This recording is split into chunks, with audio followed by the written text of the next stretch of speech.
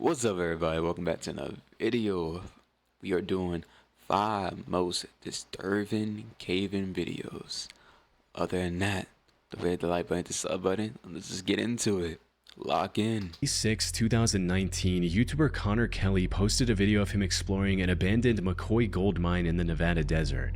However, what was supposed to be nothing more than a fun adventure with his family quickly turned into a disturbing experience, one that would likely stay with the group for the rest of their lives.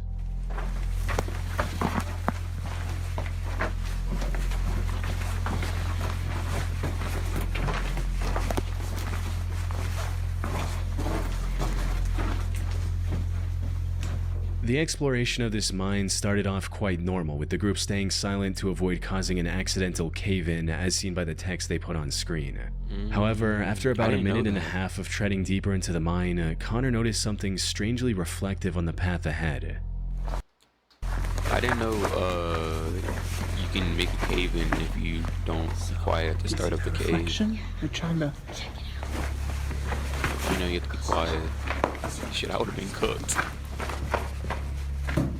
Oh, that's a lot of shoes. Are they shoes? Yeah, those are shoes. Oh, Is that like a fossil? Dead animal or human? They look like a lot of random shoes. wait, don't move, Wyatt. What they found reflecting back at them was a shoe, amongst many more, in a massive pile. They look dirty, but they don't look that beaten up. With rents. They look beaten up. Y'all put it down in the comments down below what you think about this, but they don't look crazy beaten up. They probably got some new ones in here. I don't know. Got some old ones and new ones together.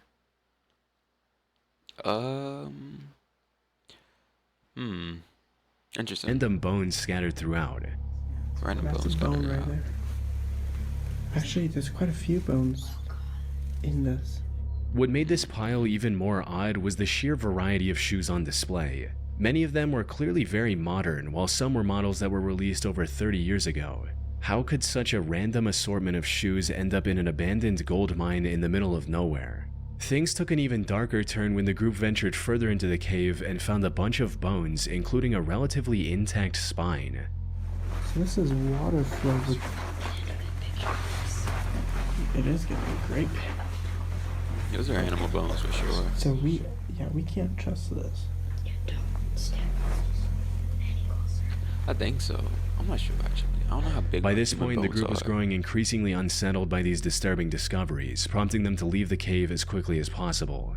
And that's where the original video ends, without any explanation or resolution.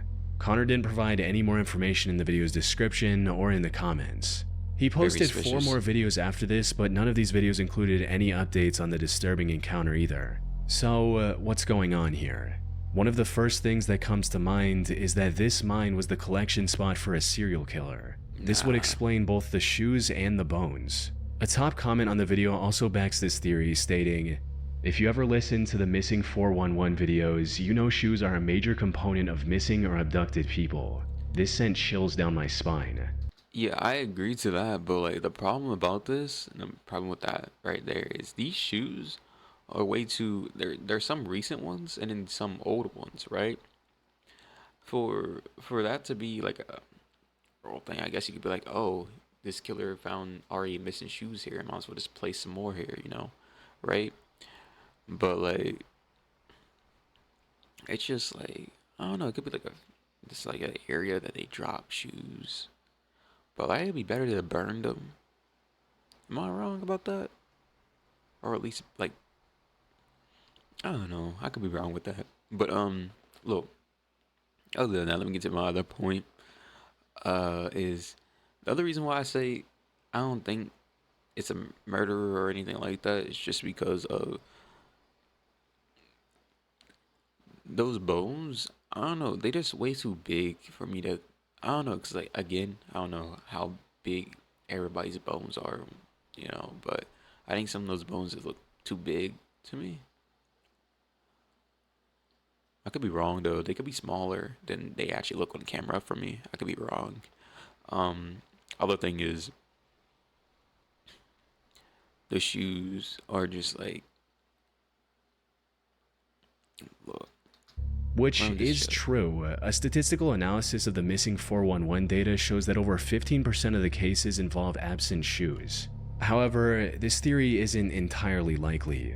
For starters, I couldn't find any news reports regarding this mysterious pile of shoes, which is odd since judging from the number of shoes, this supposed killer would have had hundreds of victims. you. If this pile had such a violent history, it probably wouldn't go unnoticed by the media. More importantly, many people on the internet agree that the bones in the video are not human. The group in the video reaches the same conclusion when looking at the bones for the first time. No, it looks like a cow or a horse. Other thing I gotta say is, Put simply, the odds of this being a serial killer trophy cave are very low.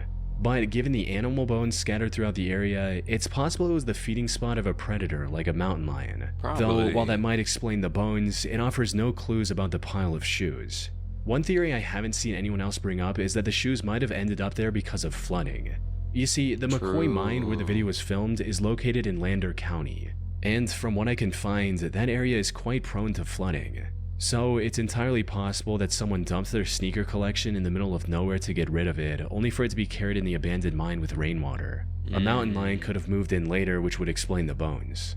The only proof I have of this theory is that the ground in the deepest part of the mine is extremely wet and has water flow marks leading into it. Other than that, it's pure speculation.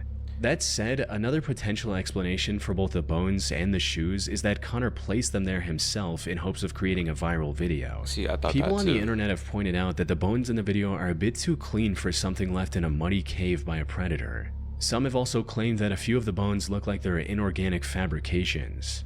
Another inconsistency in Connor's video is that he and his group keep claiming that all the shoes in the pile are kid-sized. They're not. They're not kid size. Those shoes look way bigger than kid size shoes. Like, I know kid size shoes. My nephew has them. You know, I'm pretty sure I know what kid size shoes look when I can see my nephew's shoes, and they don't look nothing like that. They look way too big to be kid size. Probably, I guess you can say like, oh, they're talking about like probably like pre-teen, like probably like 12 or like 15, but those shoes still look bigger than that, you know. Probably female shoes, I don't know. It could be that too. Females feet are smaller sometimes, not all the time. But the other thing I got to say too though is the reason why I didn't think those are like any victims is because like how worn out the shoes are. It's like, to be honest with you, like some of the shoes don't look worn out at all, and some of the shoes look really worn out. So that's the thing that makes me like, this is really weird. Why some of the shoes are really worn out and some of the shoes are just not. No adult shoes. He even mentioned that in the video's title, which reads, "Kids' Shoes and Bones Found in Abandoned Mine." Now, while that makes an already creepy situation even more disturbing, it's simply not true. There are plenty of adult-sized shoes visible in this pile. Like I said. Unfortunately, I doubt we'll ever know what happened here for sure. It's been 6 years since the video was uploaded, and as I mentioned earlier, Connor has vanished completely from the internet ever since. Action Adventure Twins is a YouTube channel run by brothers James and Edward. The duo has been exploring dangerous and crammed caves since early 2020. Yet, despite their combined experience, one of them almost lost his life back in 2022. In January of that year, the two decided to explore the popular Petty John's Cave in Georgia.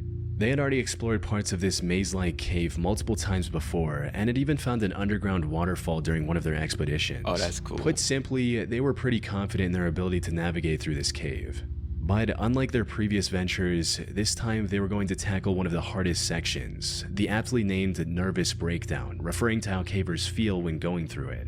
Things started off just as expected, with the pair going through the narrow and claustrophobic entrance to reach the first open area of the Petty John's Cave. I was told that gloves are sometimes really bad. If anybody does any like climbing or anything like that inside the comments, definitely tell me. But like, right, are gloves bad to climb with? I was told like you can slip with gloves and stuff like that.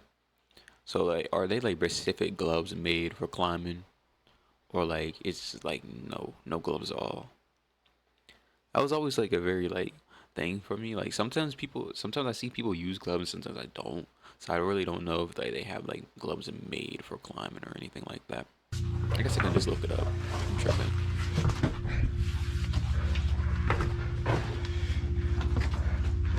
Whoa, entrance room. However, it didn't, because after descending for a few minutes, Edward called for his brother only to be met with complete silence. I found a rope.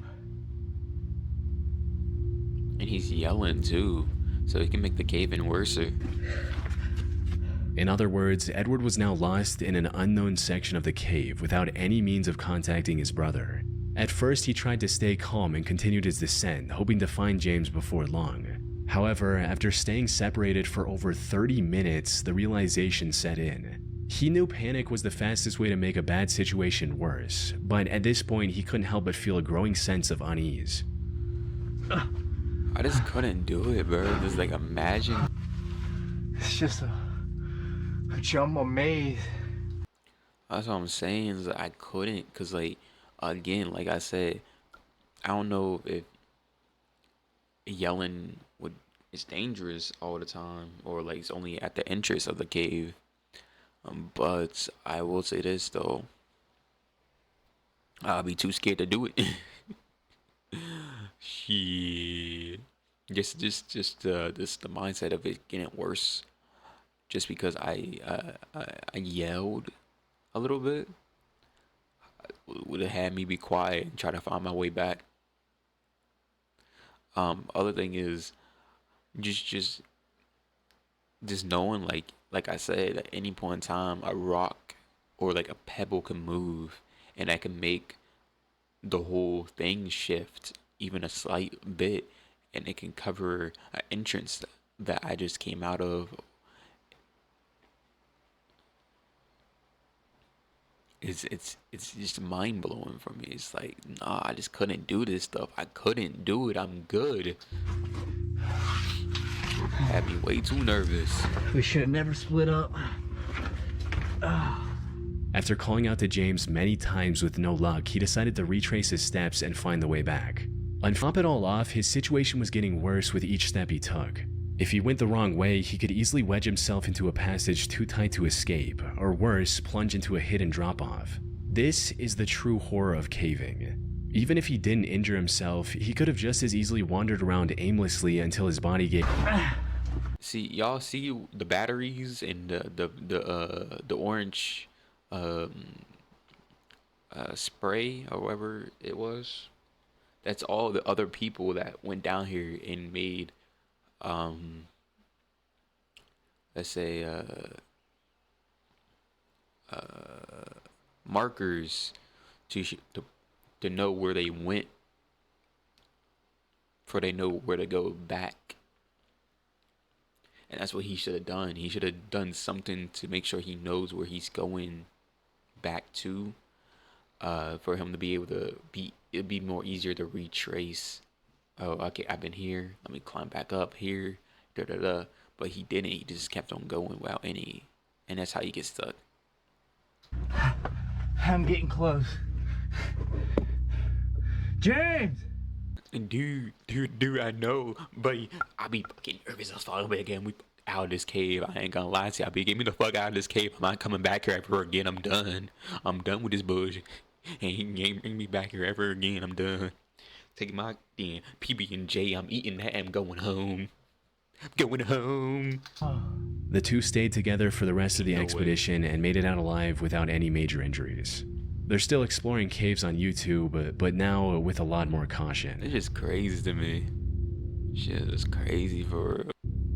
In January of 2014, a group of cave explorers decided to conquer the Lost John's Cave in Lancashire, England. It's a vast cave network that spans a length of nearly 3 miles, or 4.8 kilometers. The known deepest section of this cave also goes down a staggering 690 feet, or 211 meters. Most members of this group had been split. His crawl through the tube wasn't off to a good start, as he was already having issues with the comparatively wider sections of the passage. He's probably taller than everybody else. It's probably the problem. Cause I know this for a fact though. You have to be like on the smaller side to be able to do cave-ins to do this stuff. If you're on the taller side, you're cooked. You're cooked. Not if you're skinny though and flexible. If you're skinny and flexible, you good even if you're tall, but it's just gonna be a lot harder for you. But if you're small, skinny, and flexible, you sliding like that snake. You like a snake for real. Same with tall people though. If you were skinny and flexible, you could be like a snake. It's just gonna be a little bit harder just because you have a lot more to bend and turn to get through, you know. But that's what I know. I think he's probably on the taller side, more of the beefier side too. I think like if you want to do like cave exploring and stuff like that, you have to be on like the skinny side. I think that's the safest, in my opinion. I could be wrong though. I could be really wrong. So I don't know about this stuff. I'm just thinking if you're really trying to get through tight spots and stuff like that, the best body shape you want to have is a skinny body, in my opinion, because you know it's easier to get through little small areas if you're skinnier. But I'm guessing he's more of a taller or more of a bigger than everybody else, and that's the reason why he got stuck. It's probably his clothes too. He probably got stuck. To squeeze through. But when the situation seemed hopeless, one of the members had an idea that ended up saving Bob's life. Instead of pushing forward, the members behind him tried pulling him back, and it worked. There you go. Yeah, it looks tight. Yeah, that's better.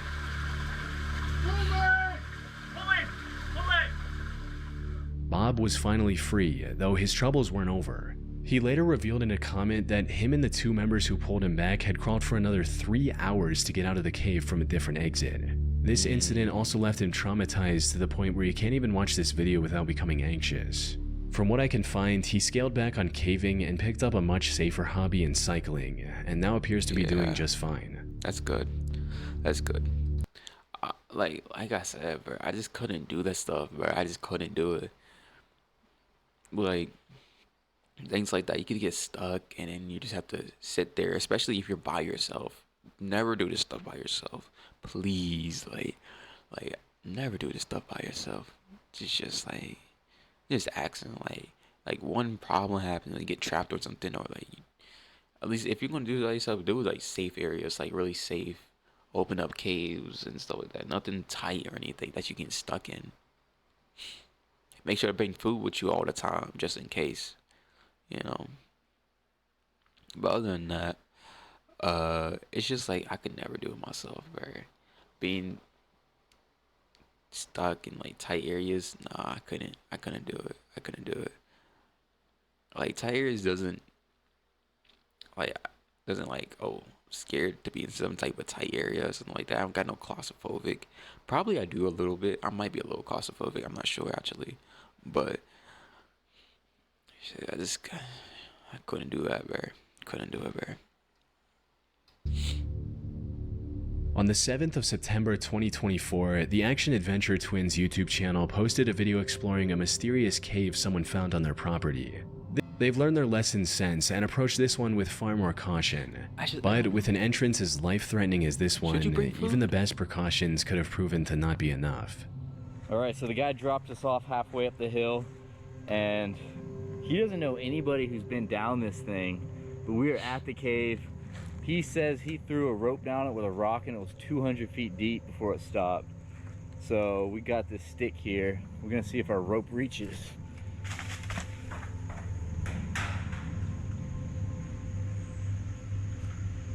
It's still, oh, you were right, it kept going. This alone is enough to bro. terrify most people, with one person stating, "This channel has given me a new fear about walking in the woods. The fact that you could just slip and fall down a hole like that is insane. Now anytime I go anywhere, I wonder how many massive voids are right below my feet that I could fall into at any moment." But that didn't deter Edward and James. They quickly secured their rope to a nearby tree and began descending into the steep cave. What they found inside was nothing short of breathtaking. That tiny opening gave way to a vast chasm. Oh, wow. Yeah. Was ores down This is here. a big one, man. Only I could think was Minecraft. However, before they could fully take in the beauty of the cavern, things took a Crazy. dark turn. Just seconds into the cave, the two discovered what looked like human remains scattered throughout.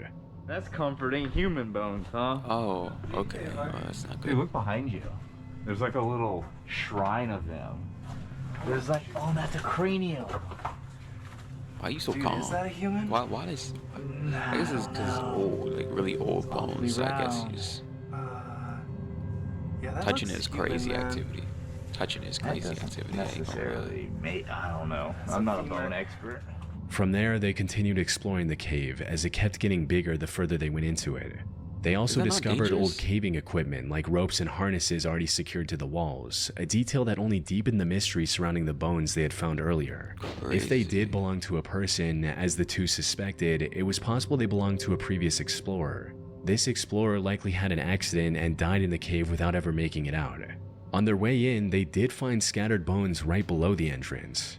These were likely the remains of people who accidentally fell into the otherwise unassuming hole. However, the bones they found further inside were too far from the entrance to have belonged to someone who simply fell in.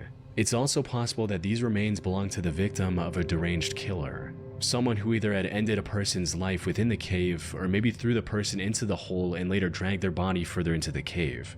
Some That's people, however, weren't crazy, bro. convinced and accused the brothers of faking the whole thing, especially since the way Edward and James handled some of these remains felt a bit too casual. That said, while YouTubers faking these finds to get a viral video isn't uncommon, this one turned out to be true. The video received several comments from experts confirming that these remains were indeed real and human, with one such person writing, "My girlfriend and I are watching from Canada. We're both paramedics, definitely a human femur and a human cranium. But this raised an even bigger question. When did the owner of these bones pass away? If they disappeared into the cave in the last few decades, this discovery could end up cracking an unsolved case. I ended up contacting the action-adventure twins to see what they had to say or if they had made any police reports afterwards. We ended up contacting the authorities about the bones. They were determined to be human and were apparently a Native American that either slipped and fell into the pit cave or was thrown in there after death and are 2,000 years old. While this did rule out the Crazy. possibility that these bones is belonged to someone insane. more recent, the despair of whoever ended up in that cave alone 2,000 years ago is just as impossible to ignore. They likely fell into the cave, somehow survived the fall, and ended up starving to death while looking for a way out. On October 28, 2004, 50-year-old Australian airline pilot and scuba diver David John Shaw broke the world record for the deepest successful dive in history. He achieved this by reaching a depth of 270 meters in Bushman's Hole, one of the deepest freshwater caves in the world. The sole purpose of this dive was to break the record. However, when he reached the bottom, he found something that stopped him in his tracks.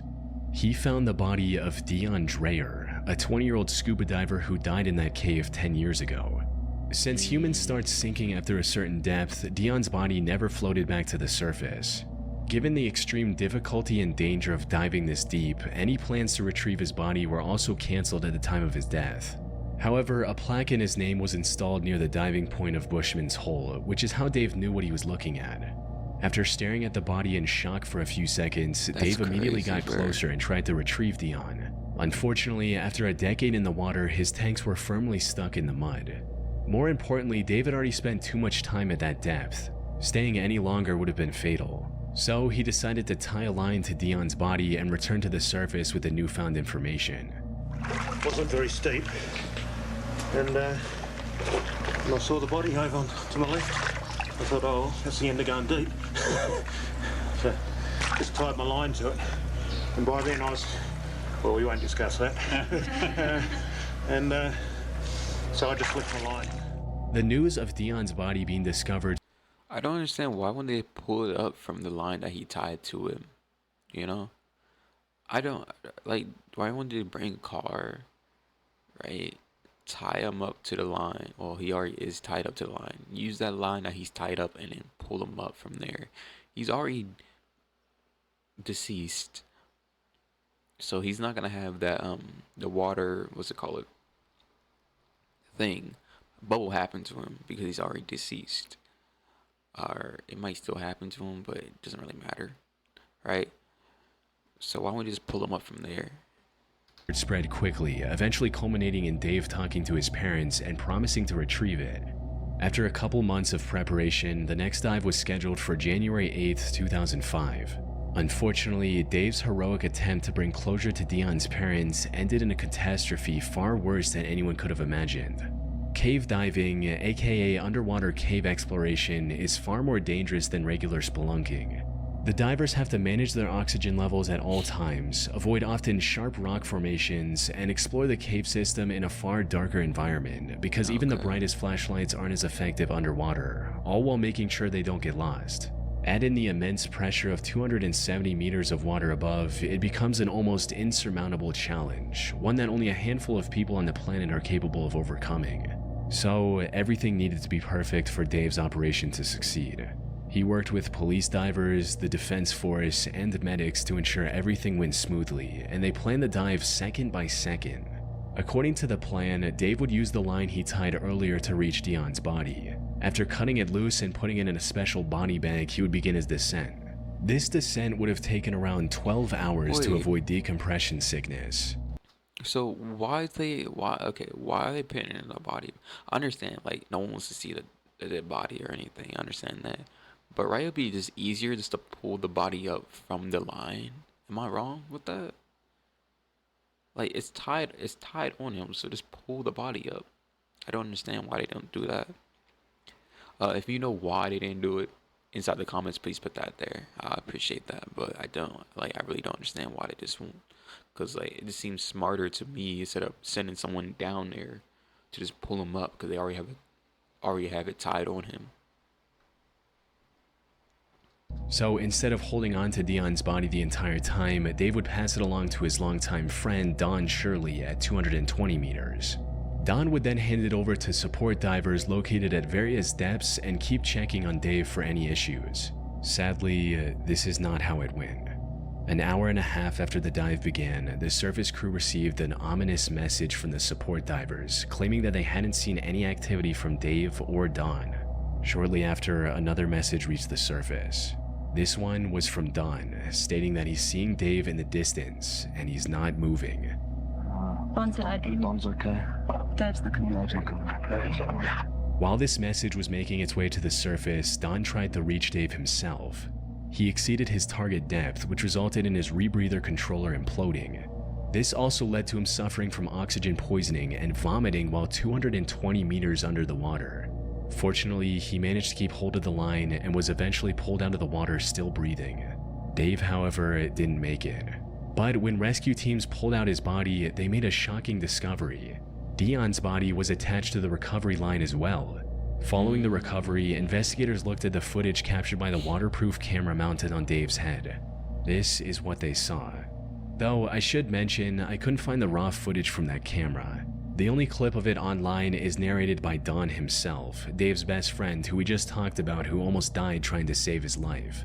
The footage shows Dave moving alongside the line to find Dion's body, and then trying to put it in the bag. Unfortunately, this is where the plan started falling apart. Dion's body was unexpectedly loose from the mud and was moving around uncontrollably. Dave tried to complete his mission despite this, only to end up getting tangled in the line. This line is just getting everywhere because this body is floating. It's not stuck. Everything's moving. Right, light gets caught on the line there. Moving out the way. Still got a nice bright light. All this effort caused him to neglect his gauges, resulting in Dave feeling the effects of nitrogen narcosis, which include poor judgment, trouble concentrating, and reduced muscle and nerve function. Put simply, he lost everything he needed to survive at that depth. He tried to cut the tangled line, but the lack of coordination made it near impossible. As he was struggling to stay conscious, the last thing he saw was the terrifying view of Dion's lifeless face mask staring back at him. Shortly after this, Dave passed away. The only silver lining was that the tangled line kept Dion's body close to Dave, allowing him to successfully complete his mission by recovering the body, only at the cost of his own life. That's what I said though. Like, dead serious. I don't understand. That was really bad. My bad. I'm sorry. Didn't mean to say that. But like, it's the thing I was trying to say is why don't we just pull the body up instead of sending someone down? Like I understand that they want a body is like put a body bag or something around it, but to me it would just be smarter to wrap the body up and then pull it up and then put it in a body bag. I just don't.